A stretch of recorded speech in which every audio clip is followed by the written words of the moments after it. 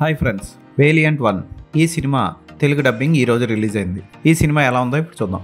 United states ఆర్మీకి చెందిన helicopter north కొరియాలో బోర్డర్ దాటి నార్త్ కొరియాలో కూలిపోతుంది.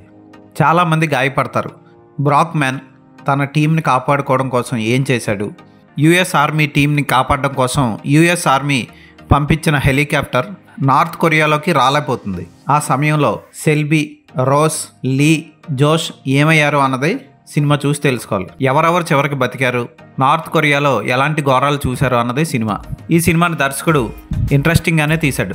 మీడియం బడ్జెట్లో తీసిన యాక్షన్ సన్నివేశాలు, కొన్ని భయం కలిగించే సన్నివేశాలు బాగా పిక్చరైజ్ చేశారు. నార్త్ కొరియాలో ఓ ఇంట్లో దాక్కున్న తర్వాత అక్కడ జరిగే సన్నివేశాలు, నార్త్ కొరియన్ ఆర్మీ వచ్చి ఆ ఇంట్లో వాళ్ళని ఏం చేశారన్నది కూడా భయంకరంగా చూపిస్తాడు.